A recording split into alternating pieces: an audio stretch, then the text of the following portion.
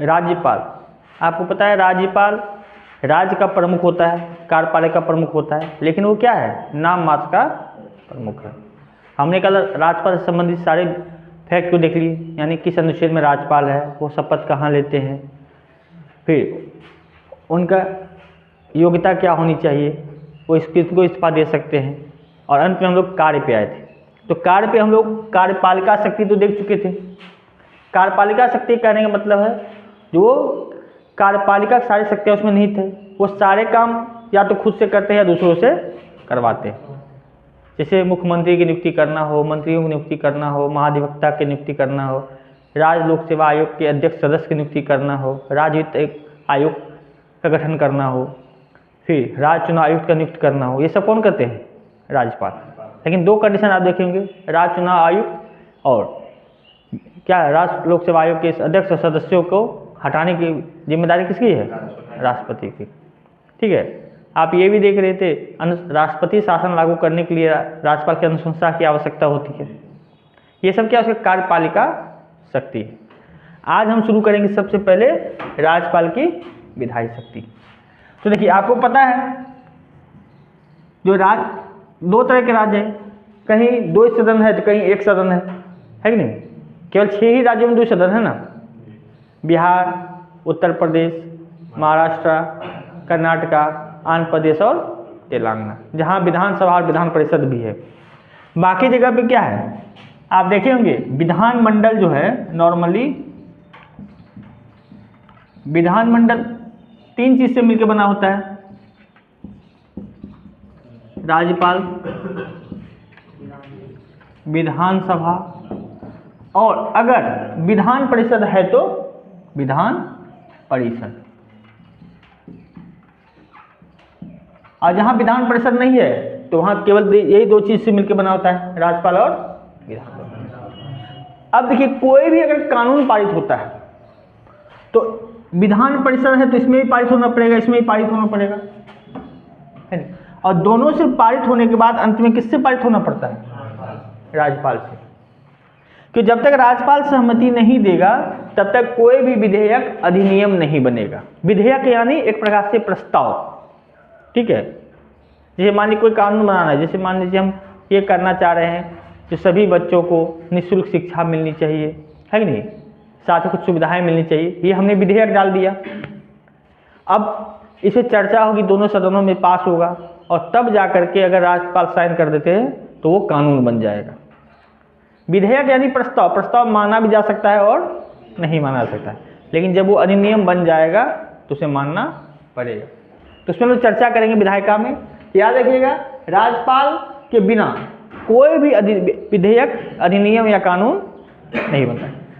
तीनों से पास होना पड़ेगा, जहां तीनों है, लेकिन जहां दोनों है तो दोनों से पास होना पड़ेगा। तो पहला तो विधायी कार्य यही हो गया, राज्यपाल के सहमति के बिना कोई भी विधेयक क्या, अधिनियम नहीं बनता उस राज्य का। ठीक है, ये तो पहला पॉइंट हो गया। दूसरा पॉइंट क्या है, सत्र को आहूत करना। सत्र को आहूत करना, आहूत मतलब बुलाना। जैसे मान चलिए विधानसभा या विधान परिषद का सत्र हो, उसको आहूत करना मतलब बुलाना। ये किसकी जिम्मेदारी है, राज्यपाल की। बिना अपने मन से सत्र शुरू नहीं हो जाता है, राज्यपाल शुरू करवाते हैं। ठीक है, सत्र यानी बैठक, जैसे होता है साल में 3 बार बैठक होती है। एक बजट सत्र जो अभी चल रहा है, फिर आएगा बरसात के समय में मानसून सत्र जून जुलाई में, और अंत में आएगा नवंबर दिसंबर में शीतकालीन सत्र। साल में 3 बार बैठक होती है कि नहीं। तो ये बैठक जो सत्र, बैठक को हम लोग क्या कहते हैं इस भाषा में, सत्र। यानी बैठक मतलब सत्र, जहाँ पे निर्णय लिया जाएगा, चर्चा होगा, बहस होगा, मतदान होगा। तो सत्र को आहूत करना यानी सत्र को बुलाना किसकी जिम्मेदारी है, राज्यपाल की। सत्र का अवसान करना, अवसान करना मतलब समाप्त करना। घोषणा भी कौन करते हैं, राष्ट्रपति। भाई जो बुलाएंगे वही तो बंद नहीं घोषणा करेंगे ना। इसके बाद विधानसभा का विघटन करना। जैसे मान लीजिए विधानसभा, जैसे मान लीजिए कोई सरकार है राज्य में, अपना वो बहुमत खो देती है समय से पहले, क्या आपको पता है 5 साल के लिए सरकार बनती है, लेकिन पता चला 3 साल ही हुआ है और आपका बहुमत नहीं है आपको, तो आपको क्या सरकार को हटाना पड़ेगा ना। तो सरकार को हटाने के लिए सरकार अनुशंसा करती है राष्ट्रपति से, जो हम बहुमत सिद्ध नहीं कर पाए, तो उस कंडीशन में राष्ट्रपति विधानसभा को भंग कर देता है, यानी क्या करता है, विघटन कर देता है। इसका मतलब फिर से चुनाव होगा, ठीक है। या कभी कभी ऐसा जब 5 साल पूरा हो गया है उसके बावजूद भी लेटर देना पड़ता है, फिर तो विघटन करना पड़ेगा, तभी तो नया बनेगा ना। तो ये भी जिम्मेदारी किसकी है, राज्यपाल की। और आपको पहले ही पता होगा, जो कोई भी सत्र शुरू होता है, यानी कोई सरकार बनने के बाद जो पहला सत्र होता है वो, यानी सरकार बनने के बाद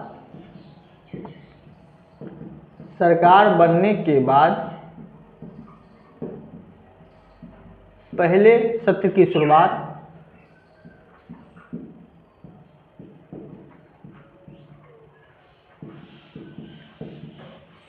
राज्यपाल के अभिभाषण से शुरू होती है, भाषण से शुरू होती है। और एक लाइन और है, प्रत्येक वर्ष सत्र की शुरुआत राज्यपाल के अभिभाषण से शुरू होती है।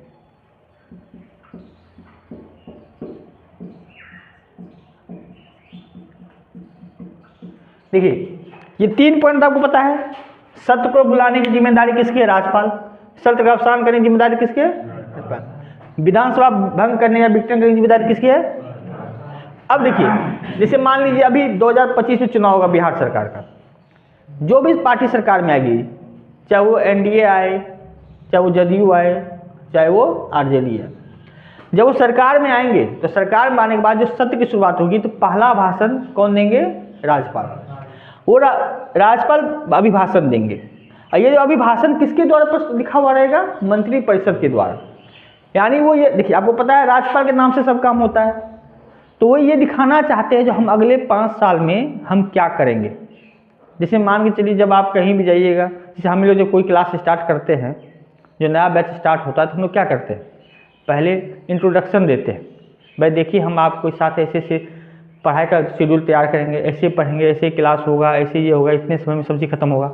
एक तो ओवरव्यू दे देते हैं ना कि आपका क्लास कितने समय तक चलेगा, क्या क्या हम पढ़ाएंगे, क्या क्या आपको पढ़ना है।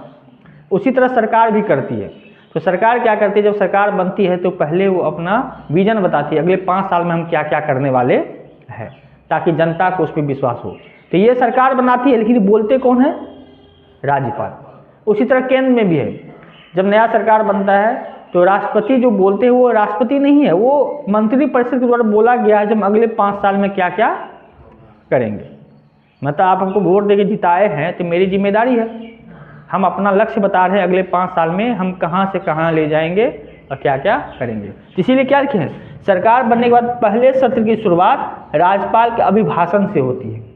यानी उस अभिभाषण में ये तय होता है अगले 5 साल सरकार क्या करने वाली है। एक तरह से सरकार की तरफ से ही बोल रहे हैं, क्योंकि आपको पता सब कुछ तो यही है ना राज्य के। ठीक उसी तरह हर साल, एक तो हो गया पूरा 5 साल का, एक तो हर साल जो शुरुआत होता है, बजट सत्र से शुरुआत होती है, तो वो भी राष्ट्रपति के अभिभाषण से, इस साल हम क्या करने वाले। देखिए लक्ष्य 2 तरह का, एक लक्ष्य है 5 साल का लक्ष्य, अगले 5 साल में हम क्या करने वाले। एक लक्ष्य होता है सालाना, जैसे अभी आप लोग पढ़ते हैं, तो पढ़ाई का सिस्टम क्या है, सिर्फ पढ़ते नहीं जाना है, टुकड़ों में पढ़िए। टुकड़ों में क्या, जैसे मान लीजिए आपको पता है कि हम 2026 में एग्ज़ाम देंगे, यानी 2027 में एग्ज़ाम देंगे, तो सबसे पहले क्या है, एक तो लंबा लक्ष्य हो गया 2027 में हमको दरोगा की एग्ज़ाम देना है, ताकि हम सीधे एग्ज़ाम पास कर जाए, ये तो लंबा हो गया ना। फिर आप टुकड़ों में बांटते हैं, 3 महीना में हमको यहाँ तक पढ़ना है, अगले 3 महीना यहाँ तक पढ़ना है, अगला 3 महीने पढ़ना है, 1 साल में सिलेबस कंप्लीट कर लेना है। फिर उसके बाद हर 3 महीने में एक बार रिविज़न करना है, तो अगले 4 साल, 1 साल में 3-4 महीना हो जाएगा। तो यानी 1 साल पूरा पढ़े डीपली और 1 साल 3-4 बार रिवीजन किए, तो इससे क्या होगा, आपको ज़्यादा याद हो जाएगा और एग्जाम में हर चीज़ आपको दिखेगा, और ये तो पढ़ा हुआ है, कुछ नहीं भी जानते तो अनुमान पे भी लगा देंगे। अनुमान पे कौन लगाता है, तुक्का किसका सही होता है? जो पढ़ा हुआ रहता है उसको लगता है अरे इस 4 में से 2 तो सही, इस 2 में से कोई आंसर होगा, है कि नहीं, तब सही होता है। तो उसी तरह यहाँ भी है, सरकार एक लंबी लक्ष्य रखते हैं, फिर छोटे छोटे टुकड़ों में उसको बांट देते हैं। इस साल हमको ये करना है, उस साल वो करना है, ताकि लंबे लक्ष्य को पूरा किया जा सके। आप लोग क्रिकेट भी देखते हैं, क्रिकेट भी यही देखें ना, जैसे उस दिन इंडिया ऑस्ट्रेलिया का सेमीफाइनल था, 263 रन का लक्ष्य था। वो चाहते तो मारने की कोशिश करते, लेकिन मारने में हो सकता है 150 पे ऑल आउट हो जाते। तो उन्होंने क्या किया, पहले पारी बनाया, पहले अगला 10 ओवर ऐसे करेंगे, फिर अगला 10 ओवर ऐसे करना है, फिर अगला 10 ओवर ऐसे करना है, और विकेट अंत में बचा रहा तो अंत में खींच देंगे, है कि नहीं। तो छोटे छोटे लक्ष्य बनाए जाते हैं, चाहे क्रिकेट हो, चाहे सरकार हो, चाहे आप लोग का पढ़ाई हो। एक लंबा लक्ष्य नहीं बना लीजिए, 1 साल पूरा पढ़ेंगे, ठीक है, तो उसमें फिर अभी 1 साल समय बाकी है ना, कोई बात नहीं, बाद में देख लेंगे, अभी होली मना लेते हैं, बाद में देख लेंगे। इससे क्या हो जाएगा, होली मनाने से आपका 10 दिन गायब हो जाएगा। आप ये तय कर लीजिए इस महीने यानी मार्च में हमको इतना पढ़ना है कि नहीं, उतना अगर पढ़ लिए उसका छुट्टी मनाइए, है कि नहीं। यानी एक लक्ष्य तय कर लीजिए वो मार्च तक खत्म करना। जैसे हम लोग सिलेबस बना देते, हम समझ मान चलिए 15 महीना तक में हमको सिलेबस कंप्लीट करना है। हाँ, बीच में कई छुट्टी आएगी, कभी दशहरा, कभी दीपावली, कभी होली, तो उसके लिए हम लोग क्या करते हैं, तो कभी स्पीड बढ़ा देते हैं। स्पीड बढ़ाने मतलब क्या, 1 घंटा की जगह 2 घंटा 2.5 घंटा क्लास हो जाता है कि नहीं। तो वो समय के हिसाब से अनुकूल चलना पड़ता है। तो सरकार भी यही करती है, जो पहले 5 साल का लक्ष्य तय करती है, अगले 5 साल क्या करेंगे, और फिर हर साल भी अपना लक्ष्य तय करते हैं छोटे छोटे टुकड़ों में। तो लेकिन ये लक्ष्य बताते कौन है, राज्यपाल अपने अभिभाषण से जनता को सुनाते हैं, क्योंकि आपको पता है जनता के द्वारा सरकार है, जनता के लिए सरकार है, और जनता की सरकार है, तो जनता को बताना तो आवश्यक है ना। ये इसीलिए अभिभाषण से सुनाते हैं, भाई हम आपके साथ ये करने वाले, ये जो प्रचार आप देख रहे हैं सब क्या है, ये जनता को बताया जाता है हम आपके लिए क्या कर रहे हैं। ये तो गया इनका। इनके पास आप देखिए अगला जो पॉइंट होता है, जो अनुच्छेद 213 के तहत राज्यपाल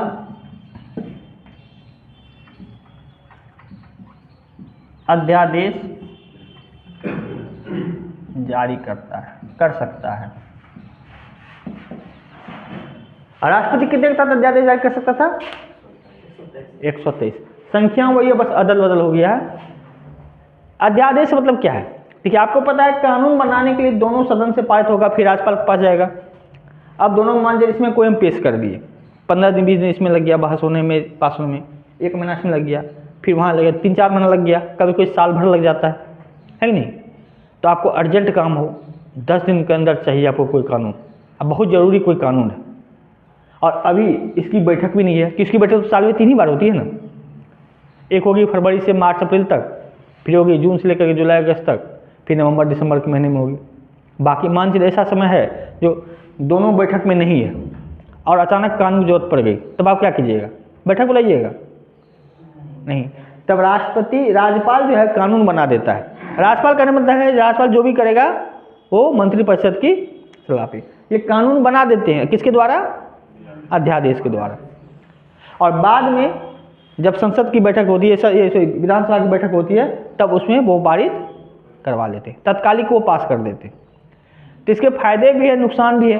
फायदा ये है जो तुरंत कानून कोई बन जाता है जब जरूरत हो, लेकिन दिक्कत ये है उस कानून पे चर्चा नहीं हुआ, और जिस पे चर्चा नहीं हुआ तो अच्छे से हम कैसे समझ पाएंगे।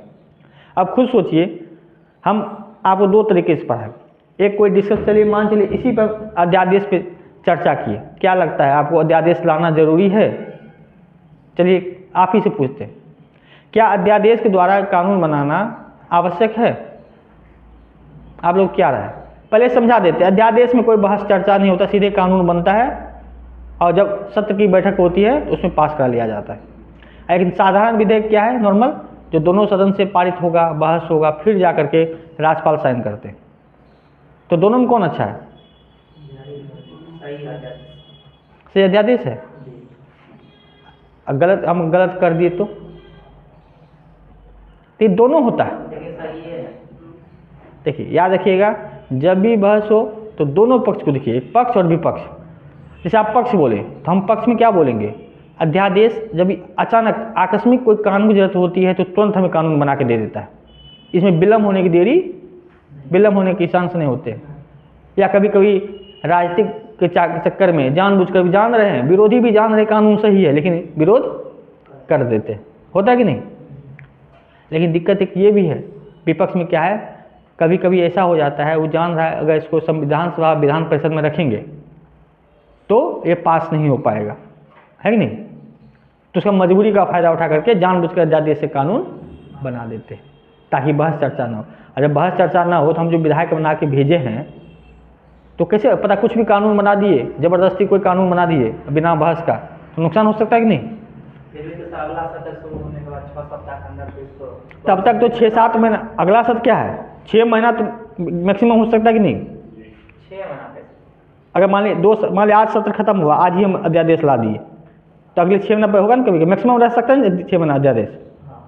तो इसीलिए सुप्रीम कोर्ट ने कहा है अध्यादेश से कानून बनाइए लेकिन जब जरूरत हो तब, सब कानून का अध्यादेश से नहीं बना दीजिए, आवश्यकता पड़ने पर ही इसका प्रयोग करें। ये होता है ना ब्रह्मास्त्र जो होता है, रामायण देखें आप या महाभारत भी देखोगे तो महाभारत में जब कर्ण ब्रह्मास्त्र छोड़ने वाले होते हैं किस पे, अर्जुन पे, तो उसको कहते भाई आज ब्रह्मास्त्र तुम्हारे काम नहीं आएगा, इस समय नहीं है ब्रह्मास्त्र का, वो तो मान जाते हैं। लेकिन जब रामायण में ये कहा जाता है मेघनाथ को आज समय नहीं है मेघनाथ सोने का, फिर भी वो लक्ष्मण पे छोड़ देते हैं, वो काम नहीं आता है। तो ये भी एक तरह से ब्रह्मास्त्र है राज्यपाल और राष्ट्रपति का, जरूरत पड़े तभी यूज कीजिए, ऐसा नहीं जब मन है तब यूज कर दीजिए, तो फिर वैल्यू क्या रहा अध्यादेश का। तो सोच समझ के इसका प्रयोग होना चाहिए, है कि नहीं। ये अच्छा भी है और बुरा भी है, वो समय के हिसाब से चलता है, ठीक है। तो राज्यपाल क्या है, अनुच्छेद 273 के तहत राज्यपाल अध्यादेश जारी कर सकता है। अध्यादेश यानी जब दोनों सदन में ना हो, सत्र में ना हो और अचानक किसी कानून जरूरत पड़ जाए तो राज्यपाल क्या करता है, अध्यादेश के द्वारा कानून बना देते हैं। और ये 6 महीना तक मैक्सिमम, कितने माह तक रह सकता है, 6 माह तक। और जैसे ही सदन शुरू होगा तो इसे 6 सप्ताह के अंदर इसे पारित कराना है। ये हम लोग राष्ट्रपति में भी देखे थे, प्रोसेस सेम है, बस अनुच्छेद अलग है। 213 के तहत राज्यपाल अध्यादेश जारी करता है और 123 के तहत राष्ट्रपति। हाँ, अब देखिए आपको पता है सब राज्य में विधान परिषद नहीं है, जिस राज्य में विधान परिषद होता है उस राज्य में विधान परिषद में जो है 1/6 सदस्य, यानी विधान परिषद के 1/6 सदस्य किसके द्वारा नियुक्त होते हैं, राज्यपाल के द्वारा नियुक्त होते हैं। याद है कल देखे थे, यानी विधान परिषद में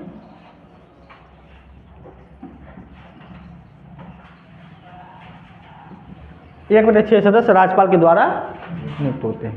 तो ये इनका विधायी शक्ति है, यानी कोई भी कानून बनाना हो या विधेयक को अधिनियम बनाना हो तो राज्यपाल की सहमति आवश्यक है। सच को बुलाते भी हैं, सच को समाप्त भी करते हैं, लोग विधानसभा विघटन भी करते हैं। और सरकार बनने के बाद जो पहली शुरुआत होती है इनके अभिभाषण से ही होती है, हर वर्ष सत्र की शुरुआत अभिभाषण से ही होती है। इसके बाद अध्यादेश जारी करते 213 के तहत, और विधान परिषद में अगर है तो 1/6 सदस्य राज्यपाल के द्वारा नियुक्त होते हैं, ठीक है।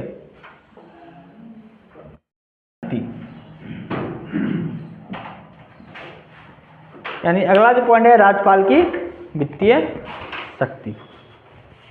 देखिए आप लोग पता है वो वार्षिक वित्तीय विवरण क्या है, वार्षिक वित्तीय विवरण, जिसे हम लोग आम भाषा में बजट कहते हैं, ठीक है।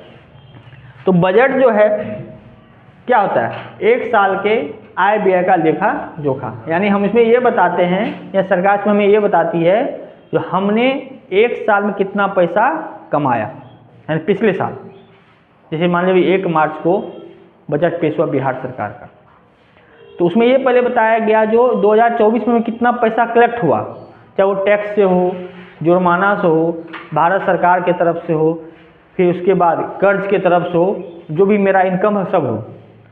और दूसरा क्या बताता है, हम अगले 1 साल तक कहाँ कहाँ खर्च करेंगे, किस योजना में खर्च करेंगे, कितना वेतन में खर्च करेंगे, कितना सड़क निर्माण में खर्च करेंगे, कितना स्वास्थ्य में करेंगे, कितना शिक्षा में करेंगे, ये हमें बताते हैं।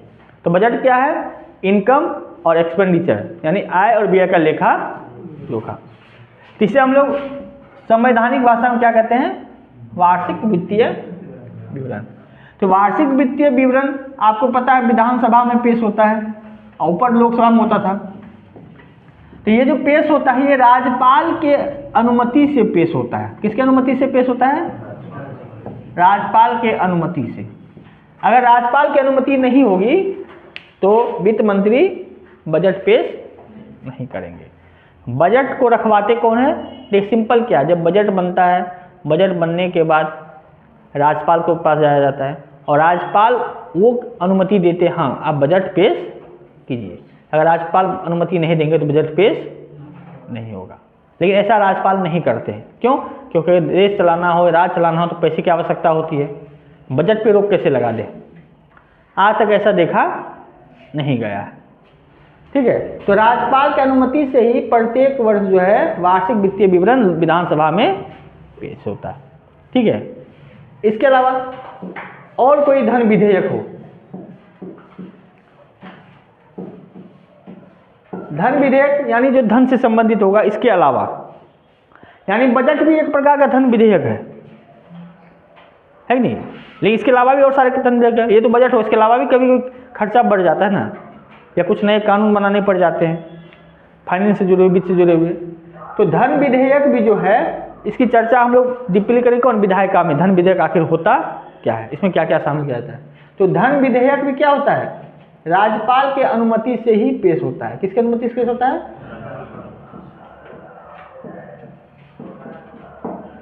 कहाँ पेश होगा, विधानसभा। याद करें जब पैसा का मामला होगा तो केंद्र में लोकसभा और राज्य में विधानसभा। ठीक है, पैसा में पावर ज़्यादा इसको। तो यहाँ क्या है, धन विधेयक हो या वार्षिक वित्तीय विवरण, क्योंकि ये भी एक प्रकार का धन विधेयक ही है, ये राज्यपाल की अनुमति से ही विधानसभा में पेश होता है। ये तो हो गया आपका पहला पॉइंट, है कि नहीं। इसके बाद देखिए, राज्यपाल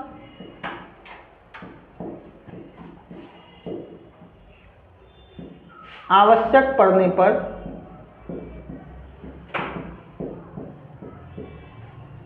आकस्मिक निधि से धन निकाल सकते हैं।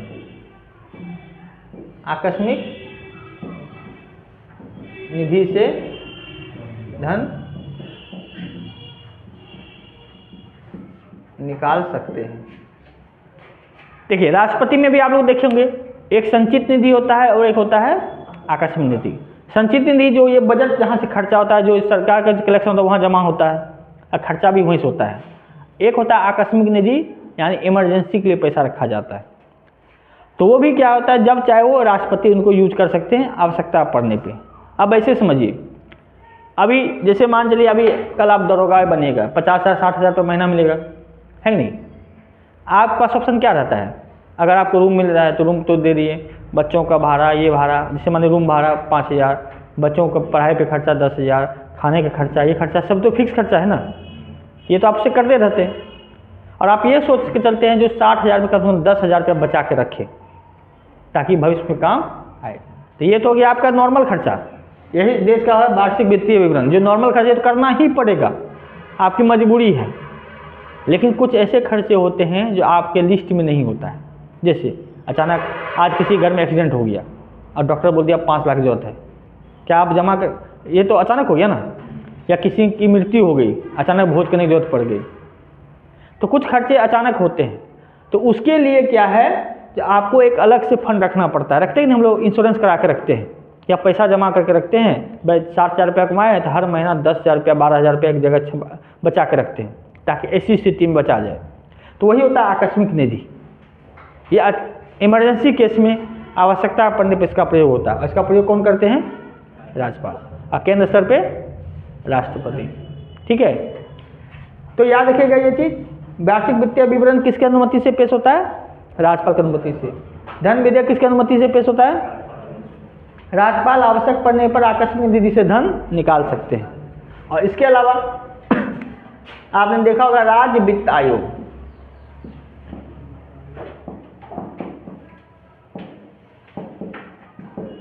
राज्य वित्त आयोग का गठन भी कौन करते हैं, राज्यपाल। देखिए, वित्त आयोग मतलब क्या है, एक केंद्र का वित्त आयोग है और एक राज्य का वित्त आयोग होता है। जो केंद्र का वित्त आयोग होता है उसका काम है क्या, जो केंद्र जो पैसा कलेक्ट किया है तो उसमें राज्यों का भी हिस्सा होना चाहिए। क्यों भाई, केंद्र का हिस्सा क्यों होता है, केंद्र के पास कोई अपना राज्य है थोड़ा, तो भाई केंद्र का कोई भी कानून, जैसे मान लीजिए रेलवे, तो रेलवे तो बिहार में भी जा रहा है ना, तो भाई इस पर बिहार की सरकार का आप जमीन ले रहे हैं तो आपको तो पैसा देना पड़ेगा ना उसको कुछ। तो आप एरोप्लेन एयरपोर्ट बनाइएगा तो एयरपोर्ट कहाँ बने, किसी न किसी राज्य में ही बनाइएगा ना, या कोई फैक्ट्री लगाइएगा, कोई बिजली पावर प्लांट लगाइएगा तो किसी राज्य में लगाइएगा ना। तो भाई जाहिर से जिसके राज्य में लगाइएगा तो उसको तो कुछ देना पड़ेगा ना। इसी तरह जो केंद्र में जो केंद्र का जितना कलेक्शन होता है उसमें कुछ राज्यों का हिस्सा होता है, लगभग 42% आज के हिसाब से है। तो वो तय करता है केंद्र में पैसे में राज्य का हिस्सा कितना होना चाहिए, ये केंद्र वित्त आयोग तय करता है। उसी तरह क्या करता है, अब मान लीजिए राज्य है तो राज्य के अंदर तो नगर पालिका पंचायत भी है ना, जैसे मान चलिए सहरसा नगर निगम है तो बिहार राज्य का हिस्सा है कि नहीं।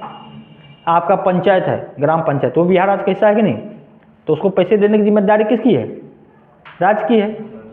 अब कितना देगा, किसको कितना देगा, किसको ज़्यादा देगा, किसको कम देगा, ये तय कौन करता है, राज्य वित्त आयोग। यानी राज्य के पैसे में से नगर पालिका और पंचायत को कितना पैसा मिलेगा ये तय करने की जिम्मेदारी किसकी है, राज्य वित्त आयोग की है।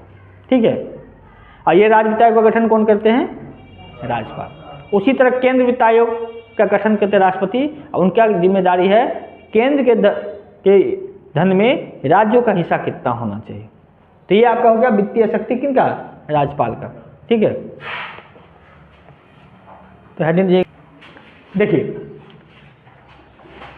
आपको पता है उच्चतम न्यायालय और उच्च न्यायालय के जजों की नियुक्ति कौन करते हैं, राष्ट्रपति। तो न्यायिक शक्ति जो इनका है तो नहीं, राष्ट्रपति, दोनों की नियुक्ति राष्ट्रपति करते हैं, चाहे वो उच्चतम न्यायालय हो या उच्च न्यायालय, कोई भी जज हो, इनकी नियुक्ति कौन करेंगे, राष्ट्रपति। हाँ, जो जिला एवं सत्र न्यायाधीश होता है, जिला एवं सत्र न्यायाधीश नाम सुने होंगे, इनकी नियुक्ति कौन करते हैं, राज्यपाल। किनके सलाह पे, उच्च न्यायालय की सलाह पे। इसका इंटरव्यू किनका ना, अभी तो बना है मेरा, तो जिला न्यायालय थोड़ा बन जाएगा वो, जिला न्यायाधीश कभी नहीं बनेगा, वो कभी नहीं बनेगा, जिला न्यायाधीश बना तो हो ही नहीं सकता है, ये हम मान ही नहीं सकते, इसलिए नहीं मान सकते हैं। जिला न्यायाधीश देखिए अभी वो पास किया, अभी वो मुंसिफ न्यायाधीश बनेगा, जो बीपीएससी जुडिशियल सर्विस होता है मुंसिफ न्यायाधीश बनेगा, 8 से 10 साल तक रहेगा। फिर जुडिशियल मजिस्ट्रेट कैटेगरी 1 कैटेगरी 2। आपको क्या लगता है इस सहरसा जिला में कम से कम 30 जज होंगे, परिवार न्यायालय, फिर ये न्यायालय, वो न्यायालय, और ये ज़्यादा से ज़्यादा एडिशनल जज तक बन सकते हैं, डिस्ट्रिक्ट जज तक, ज़्यादा से ज़्यादा। ठीक है, हाँ, उनके बाद क्या होगा, जब इन सब का जो लिस्ट होता है, जो 10 साल से ऊपर जॉब किए हुए, 10 साल से ज़्यादा न्यायिक सेवा में है, तो उनका लिस्ट जो है मंत्री परिषद भेजते हैं किनके पास, उच्च न्यायालय किसके पास होते हैं, राज्यपाल, उसमें से कोई एक चुना जाता है। डिस्ट्रिक्ट जज एग्जाम से नहीं बन सकते, आप ज़्यादा से ज़्यादा कहाँ तक जा सकते हैं, अतिरिक्त जिला न्यायाधीश तक। जिला न्यायाधीश बनने के लिए, और भी कब, जब आप 25 साल से ऊपर, कम से कम 25 साल 30 साल रहिएगा तब। अगर आपका किस्मत साथ दे दिया तो 10 साल पे भी बन सकते हैं।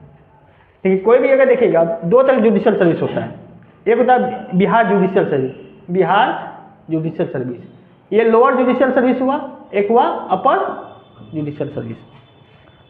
अगर आप इससे पास होके जाते हैं तो मुंसिफ न्यायाधीश है, आप ज़्यादा से ज़्यादा कहाँ बन सकते हैं, एडिशनल डिस्ट्रिक्ट जज तक, अगले 35 सालों में, नॉर्मल कंडीशन में 35 साल में, 1-2 साल नहीं, 35 साल। ठीक है, एक होता है अपर जुडिशियल सर्विस, इसमें वही बैठ सकता है जो कम से कम 7 साल तक वकील रहा हो, कम से कम बार काउंसिल में उसका नाम दर्ज होना चाहिए, और या तो 7 साल तक इस सेवा में रहा हो, जुडिशियल सर्विस करने के बाद 7 साल तक जॉब कर लिया हो, वो इस एग्जाम में बैठता है। तो वो जो इस एग्जाम में बनता है तो सीधे कहाँ पहुँच जाता है, एडिशनल डिस्ट्रिक्ट जज, सीधे। लेकिन उसको इस एग्ज़ाम में बैठने के लिए आपको या तो इस पोस्ट पे कम से कम 7 साल रहना पड़ेगा, और नहीं तो 7 साल बार काउंसिल में आपको नाम होना पड़ेगा, तभी आप एलिजिबल हैं। हाँ, ये जो बनता है यही व्यक्ति आगे चल करके डिस्ट्रिक्ट जज बनेंगे, और यही व्यक्ति डिस्ट्रिक्ट जज बनने के बाद आगे चल करके उच्च न्यायालय के न्यायाधीश बनेंगे, और वही जाके तभी तो आप देखते हैं 50-60 साल में उच्च न्यायालय के जज और बन जाता है। वो यहाँ से जो ये पास करता है वही जाता है, या कोई सरकारी वकील हो 10 साल सुबह हो, बहुत पहुँच हो तब। लेकिन केवल लोअर जुडिशियल कीजिएगा तो कभी भी डिस्ट्रिक्ट जज नहीं बन पाएगा, जब तक राज्यपाल नहीं चाहेंगे तब तक। और इसे इसलिए नहीं होता है हर साल 50-60 जज बनता है, तो 50-60 बनता है, सोचिए 30 साल में कितना जज हो गया, तो डिस्ट्रिक्ट जज तो 38 ही बनेगा ना बिहार में, तो उसी से चुना जाता है। उसमें चुना जाता है, चुनने के बाद उसमें से वकील भी खड़ा हो सकता है उसके बाद, जो कम से कम 10 साल वकील पना कर लिया हो, तो उसमें से चुन के वो उच्च न्यायालय उस पर सर्च करके वो भेजते हैं किनके पास, राज्यपाल के पास, सर इनको बनाइए आप। तब राज्यपाल साइन करते ठीक है ये 60 डिस्ट्रिक्ट जज बन गए। ठीक है, जरूरी नहीं है जो ये वाला पास किया जो डिस्ट्रिक्ट जज बनेगा ही बनेगा, और उसका किस्मत साथ दे दिया तब बन सकते हैं। लेकिन ये जो बनते हैं इसको बनने की संभावना रहता ही रहता है, तो इसके बाद अगला प्रमोशन वही है। कंपलसरी है, मिनिमम 3 प्रमोशन तो आपको देना ही पड़ेगा। अगर डिस्ट्रिक्ट जज नहीं बना पाया इसको तो रजिस्ट्रार, पटना हाईकोर्ट जाइए ना, वहाँ रजिस्ट्रार होता है। रजिस्ट्रार मतलब किसी भी कोर्ट में जाइएगा देखिए रजिस्ट्रार होता है। अब देखिए जैसे आप पटना हाईकोर्ट गए, वहाँ रजिस्ट्रार होगा, sir deputy registrar, joint registrar होगा।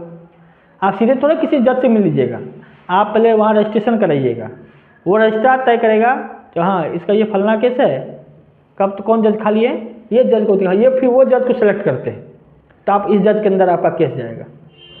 पहले तो वकील को पकड़ना। अरे वकील पकड़िए तो वकील थोड़ा आपको केस दे देगा जज के पास।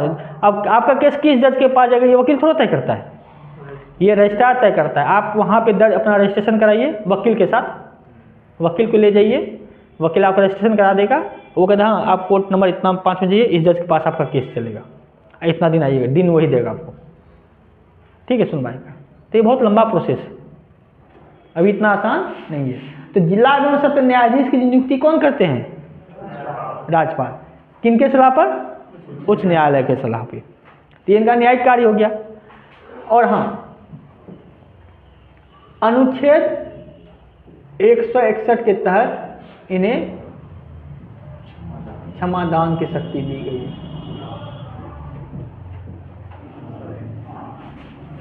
अच्छा, इनको किनके तहत था, राष्ट्रपति को। किसके तहत था, अनुच्छेद 72 के तहत। राष्ट्रपति कितने क्षमादान शक्ति थी, लेकिन इनको कितना क्षमादान मिला है, 4। वो कौन कौन से हैं, लघुकरण, प्रतिहार, विराम और प्रविलंबन। क्षमादान शक्ति इनको नहीं है, ये क्षमा नहीं कर सकते। यानी क्षमादान की शक्ति में ये 4 प्रकार की तरह से क्षमा कर सकते हैं अनुच्छेद 161 के तहत, और राष्ट्रपति 72 के तहत। उनको एक और था क्षमादान था ना, लघुकरण क्या था, सजा का प्रकृति बदल देना, जैसे फांसी की सजा को किसमें देना, आजीवन कारावास कर देना। प्रतिहार क्या था, मात्रा कम है, जैसे 5 साल की सजा है तो घटा के 4 साल कर देना, 3 साल कर देना, 2 साल कर देना। विराम मतलब कुछ देर के लिए उसको रोक देना। और प्रविलंबन मतलब सजा को टालना, है कि नहीं। ये सब आप देख चुके हैं। तो याद रखिएगा, क्षमादान की शक्ति दी गई, लेकिन 4 प्रकार के क्षमादान दिए गए, किसको, राज्यपाल को। और इनको कौन सी संज्ञा दी गई है, ये सजा माफ नहीं कर सकते। लेकिन हाँ, एक कंडीशन और है, ये राष्ट्रपति क्या था, वो हर मामले में सजा माफ कर सकता था। अगर मान चलिए अगर आप आर्मी में ज्वाइन किए, आर्मी ज्वाइन किए तो आर्मी में कोर्ट मार्शल होता है। कोर्ट मार्शल कब होता है, आर्मी का। जैसे आर्मी का भी एक न्यायालय होता है, उसको कहते हैं सैन्य न्यायालय। जैसे मान लीजिए आप आर्मी, एयरफोर्स, नेवी किसी में आप ज्वाइन किए हैं, तो सैन्य, अगर आपने अपने सीनियर के बातों को नहीं माना, मैं युद्ध के मैदान से भाग गए, या युद्ध में कोई ऐसा डिसीजन ले लिए जिससे भारी नुकसान हुआ, देश को नुकसान हुआ, आपके साथियों को नुकसान हुआ, तो ऐसे कंडीशन में उनका एक न्यायालय, तो वहाँ केस चलता है, वो भी सज़ा देती है। अगर वो सज़ा देती है, उस सज़ा को कम करने या माफ़ करने का अधिकार केवल राष्ट्रपति को है, राज्यपाल को नहीं है, क्योंकि राज्यपाल के राज तक सीमित है ना। तो याद रखिएगा दोनों मंत्र क्या दिखेगा, 161 के तहत केवल 4 समाधान शक्ति दी गई है, ये 4 है। और इसके अलावा सैन्य न्यायालय के द्वारा दिए गए सैन्य न्यायालय के द्वारा दिए गए फैसले के विरुद्ध राज्यपाल को क्षमादान शक्ति नहीं है, क्षमादान शक्ति नहीं है। नहीं, राष्ट्रपति कर सकते हैं कि सेना राज का मुद्दा थोड़ा है। तो ये 2 चीज आपको याद रखिएगा।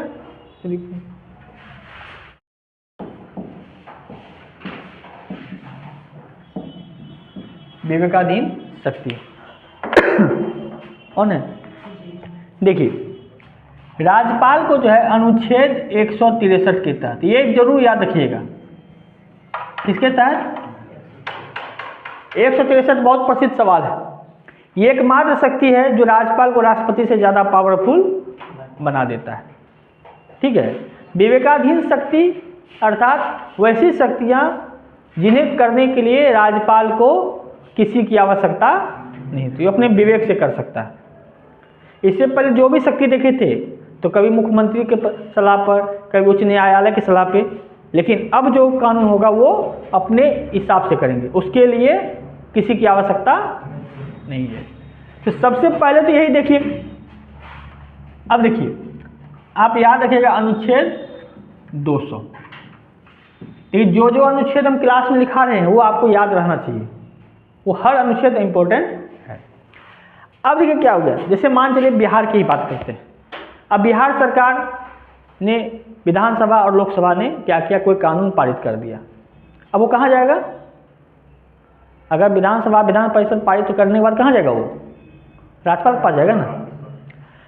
राज्यपाल अनुच्छेद 200 के तहत ये विचार के लिए किनके पास भेज सकते हैं, राष्ट्रपति के पास भेज सकते हैं। यानी राज्यपाल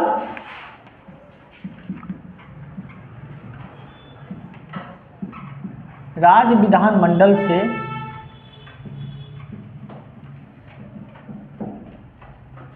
राज्यपाल राज्य संबंधी विधेयक को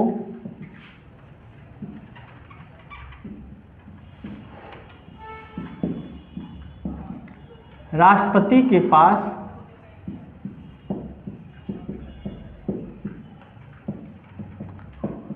विचार के लिए भेज सकते हैं।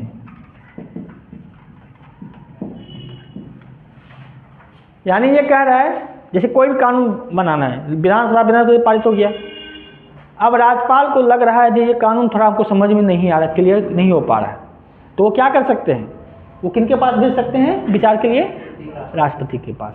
और ये शक्ति उनको कहाँ मिली है, अनुच्छेद 200 में। क्यों अनुच्छेद इसकी चर्चा की गई है। अगर मान से भेज देते और किसी अनुच्छेद में नहीं होता तो भाई मुख्यमंत्री केस कर सकते थे ना, उस पर न्यायालय में जा सकते थे ना, तो भाई आपको हम कानून नाक दिया, अधिनियम दोनों सदन से पास करके दे दिए, आप वहाँ क्यों भेज दिए। तो कहीं भाई मेरे पास शक्ति है, संवैधानिक शक्ति है, अनुच्छेद 200 के तहत हम राज्य संबंधित विधेयक को राष्ट्रपति के पास विचार के लिए भेज सकते हैं। ये अनुच्छेद 200 में हमको दी गई है। इसके बाद क्या है, अनुच्छेद 201। अनुच्छेद 201 यहाँ क्या है, राज्यपाल विधेयक को राष्ट्रपति के लिए संरक्षित रख सकते हैं।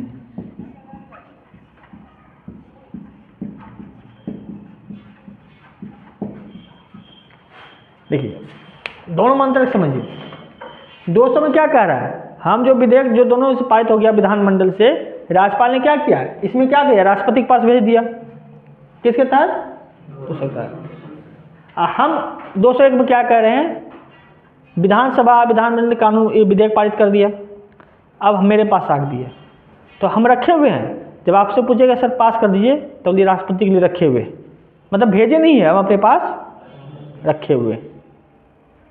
जब आप पूछेगा तो भाई किसके लिए रखे हैं, राष्ट्रपति के लिए रखे हुए, रख भी सकते हैं। इसके लिए किसी की सलाह की आवश्यकता, ये अपने मन की बात है, वो चाह लिया तो रख लेंगे। वीटो पावर इसको भी मिलेगा? नहीं, वीटो तो मिलेगा अभी अलग, वीटो पावर भी लिखाएंगे ना। तो ये तो याद है 200 याद रखिएगा, 201 याद रखिएगा, ठीक है। और इसके अलावा आपको पता ही है, जब कोई दल बहुमत में नहीं हो तो राज्यपाल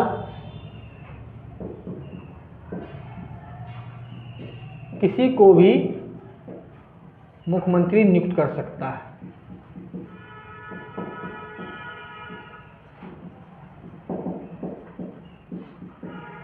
ये भी इसके मूड पे डिपेंड करता है, विवेक पे डिपेंड करता है।